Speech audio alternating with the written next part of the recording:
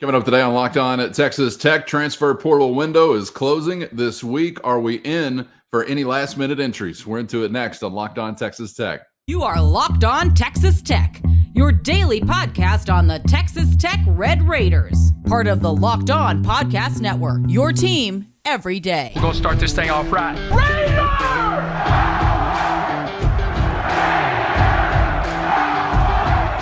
Everything runs through Lubbock. Great to be with you again on Locked On Texas Tech on the Locked On Podcast Network, your team every day, always free and available on YouTube or anywhere you get podcasts. And today's episode brought to you by FanDuel. Make every moment more. Right now, new customers are getting $150 in bonus bets guaranteed. That's $150, win or lose. So visit FanDuel.com/lockedon to get started. With the only Chris Level, I'm Casey Cowan. Chris, great to see you again. And following our basketball portal conversation yesterday, we wanted to switch gears but remain in these warm portal waters. But we're talking football today because we've got a football transfer portal window closing very soon. That's coming up, I believe, May 1. We're going to get to some possibilities of last-minute entries or not, kind of the state of the roster as far as spots remaining to play with for Joey McGuire and the Red Raiders. And also, we'll look back to spring camp and talk about specifically some of those new portal additions that stood out during the spring. So that's coming up in today's conversation. But, Chris, we got that window closing here very soon. And I know there's sort of a frenzy of activity across the nation whenever you get spring games, finally in the books, as we did over the weekend. The spring camp's coming to an end. Then you got your final opportunity to either get in or stick with the program. So curious to see whether or not the frenzy may just be elsewhere across the country or if we've got any last minute kind of action here in the LBK. Yeah, so this is a few more days here to kind of stress, worry, concern, or guys on teams around the country may have to make a decision. Okay, because once you get past this May the 1st timeline, you're where you're going to be. Because the next time the portal would open is basically next year in mid-December. So rosters kind of, for all intents and purposes, they kind of lock in for this upcoming season, which it has to be this way. It can't just be like anybody can leave at any time and all that stuff. And they've tried to shrink this window and Chris, it's not a commitment deadline, is it? Or is it just an entry deadline? Nope. You have to be in the portal by the time that it closes. And if you're in it, then you can still take visits and you can go wherever you want. If you are not in it by then, you are frozen, essentially. Okay. Yeah. And you can commit in June or July or May the 5th, or, it doesn't really matter. Most what I would say are going to want to be where they're going to be, like much earlier than whatever, but you don't have to. And then some guys are going to get in the portal and nobody's going to call, or like, hey man, we filled that spot. We don't have one for you anymore.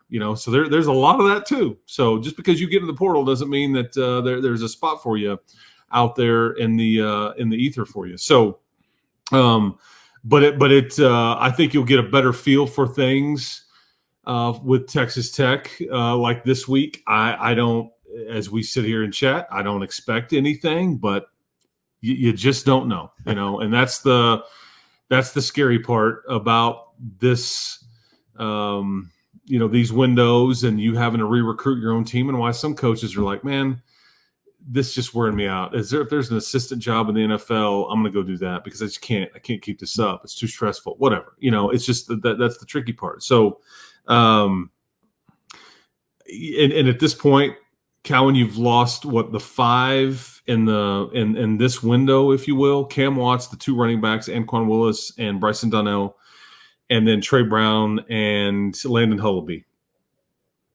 We need to throw this out there too. Texas Tech is under no obligation to take any of these guys back. Once you enter the portal, I think there's probably an understanding. Hey, good luck to you. I hope you find what you're looking for. Or I know you're seeking more playing time. It's not available here. Good luck to you. You don't ever want to rule out somebody like boomeranging back like a Cameron Valdez who got into the portal and was like, you know what? My best spot actually is right here. Or True. I'm hoping that I hear from the teams that recruited me in high school And for him, it was like Michigan, Wisconsin. I'm trying to remember some of the ones that, and I don't think anybody called, from those places, or coaching staffs have changed and all those things. I just use Michigan as an example because a lot of that staff is not there anymore, and obviously the head coach is now coaching the Los Angeles Chargers. But that he boomeranged back, and so he really, he never left. So don't totally rule all that out. I don't think that would necessarily be at play here, but again, don't rule anything out. But from a numbers standpoint, I don't think you really have much room to go like add from the outside in. Maybe a spot, maybe. So don't rule out an addition, but unless more leave, I think you're for the most part, this is what your team will be for the most part. Again, there's also there's the possibilities for some subtle tweaks here and there. But if one or a couple of other guys hit the portal, then I think that okay, now we can really, because they've been linked to.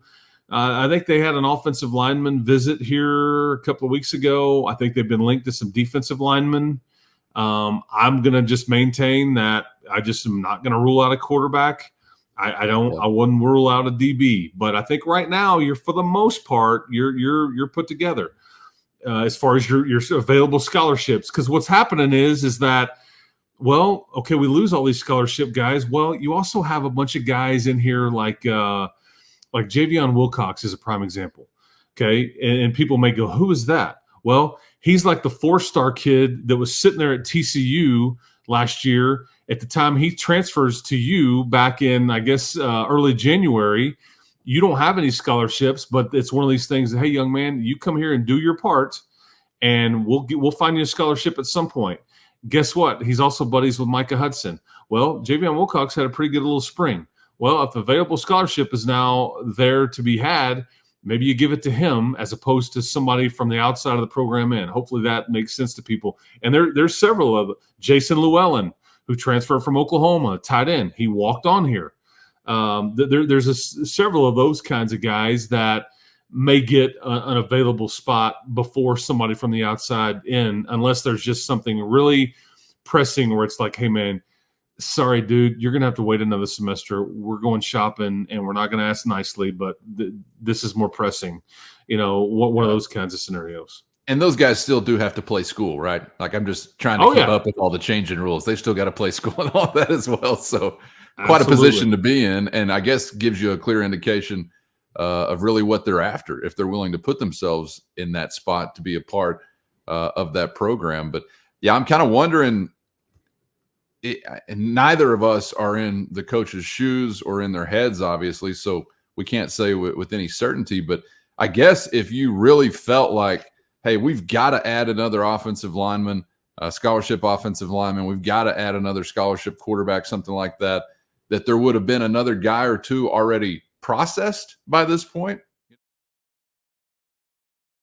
First, today's episode brought to you by GameTime. Never sweat buying tickets to your favorite events again with GameTime. It's always a breeze using the GameTime app where you're going to find the best last-minute deals. And I love being able to scout out a view from any seat before pulling the trigger. And, of course, it's always at the lowest price, guaranteed. GameTime has deals on tickets right up to the start of the event and even an hour after it begins, which means you can finish off that last beer at the tailgate at your own pace, because GameTime is the place to find last-minute seats to any event. They give you the fastest and easiest way to buy tickets, but not just fast and easy, also secure and simple to use. So right now, download the GameTime app and create an account and use the promo code LOCKEDONCollege for $20 off your first purchase. Terms apply. Again, create an account and redeem our promo code LOCKEDONCollege for $20 off. Download the GameTime app today for last-minute tickets at the lowest price, guaranteed. Today's episode brought to you by FanDuel Sportsbook, and it's playoff time in the NBA and NHL. Baseball's in full swing, and FanDuel is your place to bet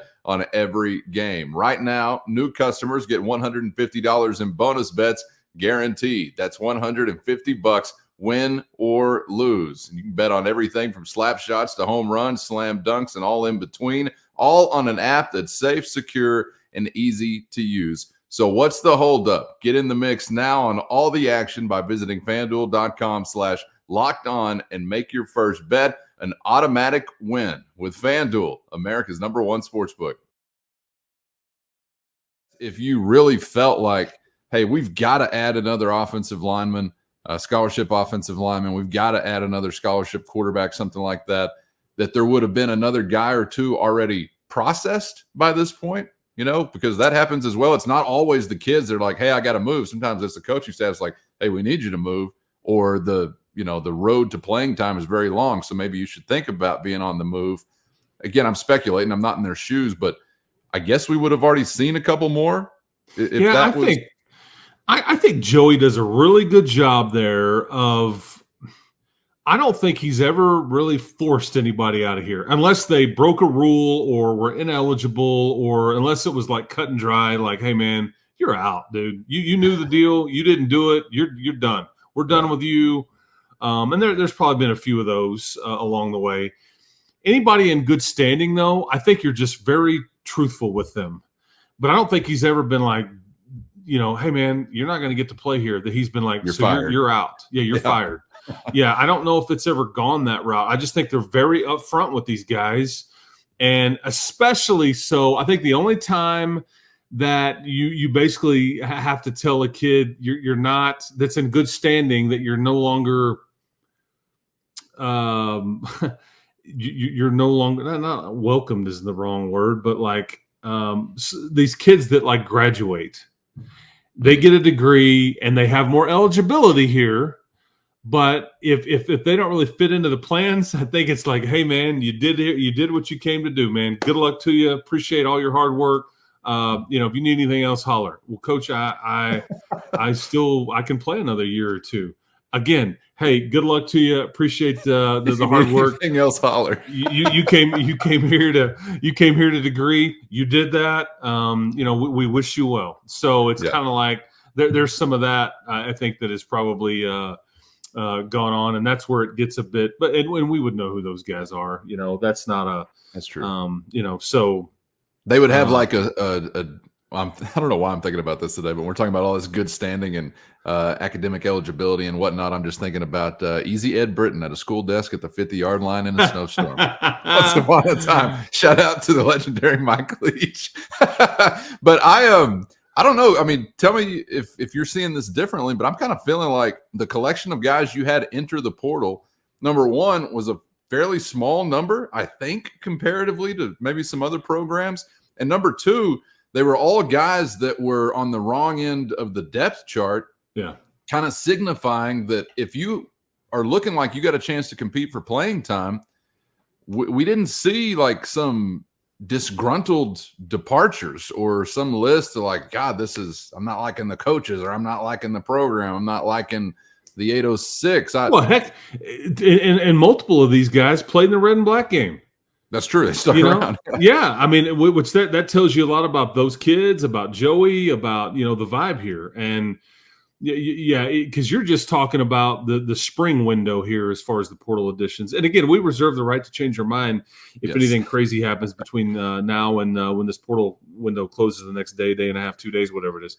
And so, but right now, I think these were just guys buried on the depth chart. Now you go back to December, and you lost a whole long list of folks that I think probably were like, good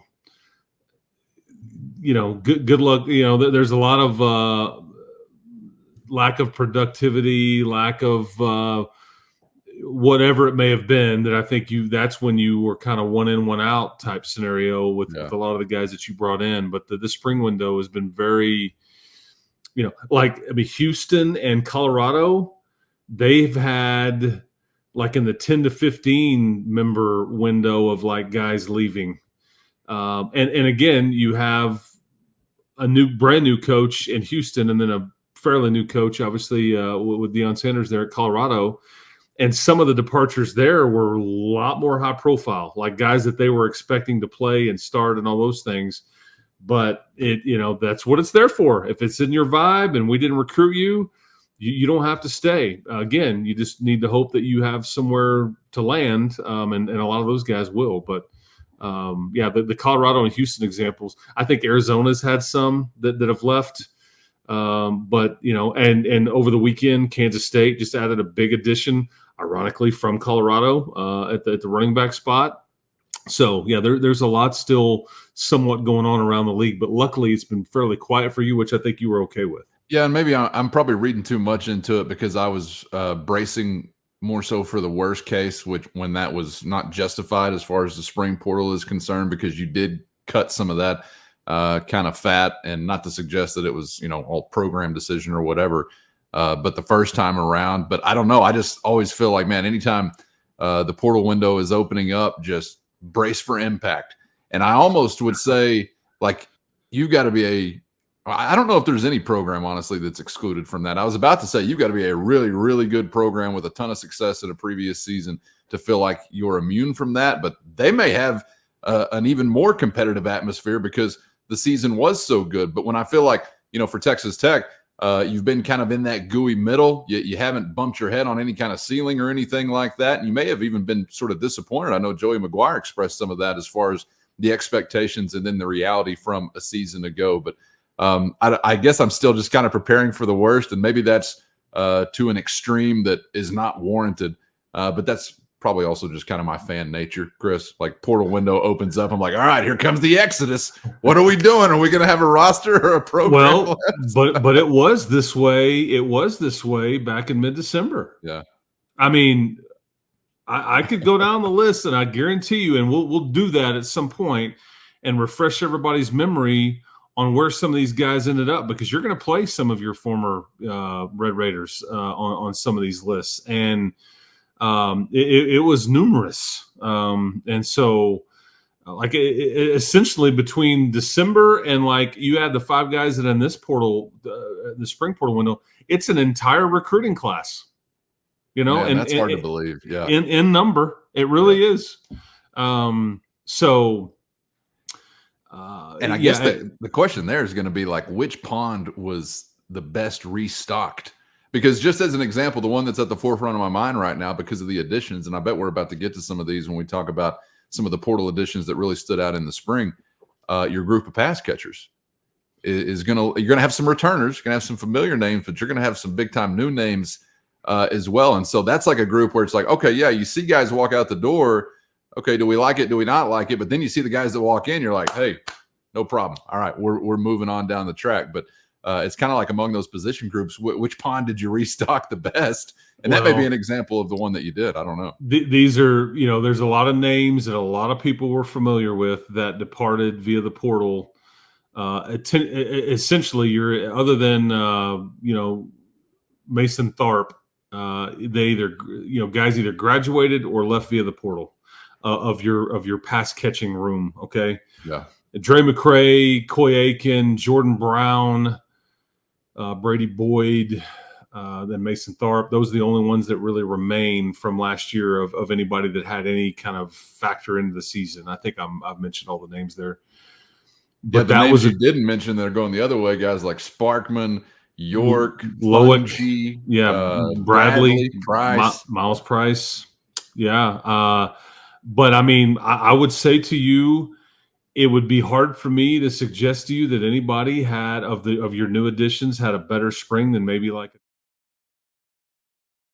First, today's episode brought to you by Monopoly Go. And we've all been there, either as a player or a fan. It's halftime of the big game, and the scoreboard's not looking too good. You're feeling low. You're not sure you or your team are going to be able to pull out a win. And that's when you dig deep, lift your head up, and say to yourself, it's time to get back in the game and take as much of my friend's money as I possibly can. And you can do just that with the smash hit mobile game Monopoly Go. Monopoly Go lets you compete with your friends to get the most riches and the biggest empire. It's the Monopoly you love, but on your phone, anytime, with tons of new twists, including leaderboards to compare your progress to your buddies and tell them all about it whenever you're kicking their butts. You can also play on countless dynamic Monopoly boards, make your friends bankrupt by smashing their landmarks with a wrecking ball, or charge other players rent for your iconic properties. You can even work with your friends to crack open community chests and in tournaments to get extra rewards and climb the leaderboard. So get back out there, put on your game face, and download Monopoly Go today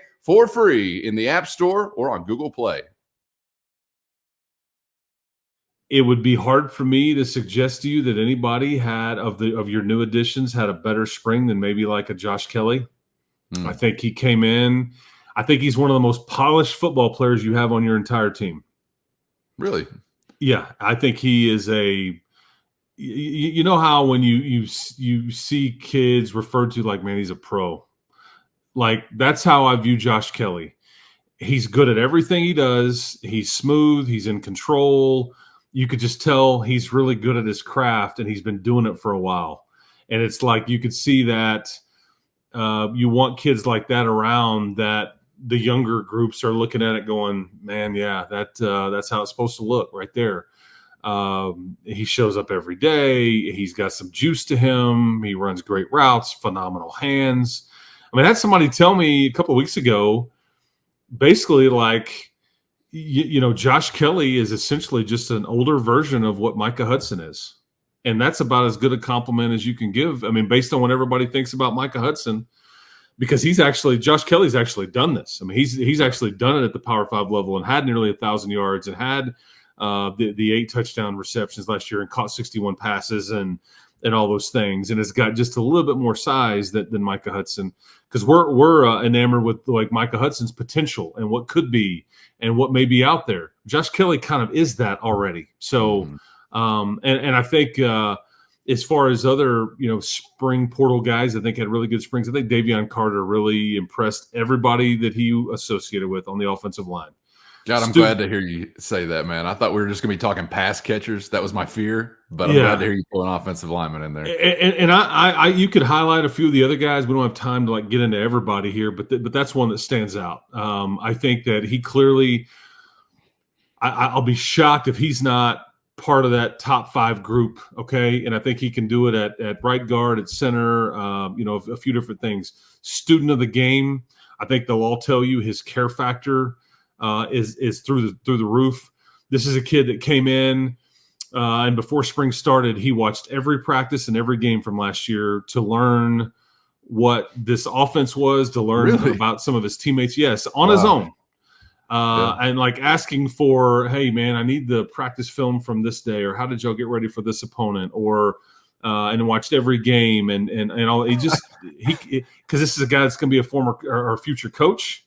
And see, that kind of stuff goes a long way with coaches, man. And you commit that much time. It's not just like, I'm trying to impress everybody. No, you legitimately care. And he's a bit undersized, which is why he ended up at Memphis. And, you were able to get him. He's not, this hulking, with all the measurables and all that. But he's a more than capable Power 5 offensive lineman on the interior that is going to be one of your better offensive linemen, in my opinion. The last one I'll give you, and I'm going to go back to the pass catching group. I mean, John Carlos Miller. I knew it. Yep. It's just, I think that it's not just what I saw with my own eyes in the red and black game, but listen to everybody that talked about him. Josh Cochran, Clay McGuire, Joey McGuire. I think even Tim DeRuiter may even got a question like, yeah, there's some dudes on that side, and where, and so, and not just his football acumen, but the way he is and all the things. And I think you got a steal there from Elon College, and I'm ready to see what that turns into in the next year or two, because I bet his presence is felt sooner than later. So I think he had a phenomenal spring, and he earned a lot of respect in that locker room.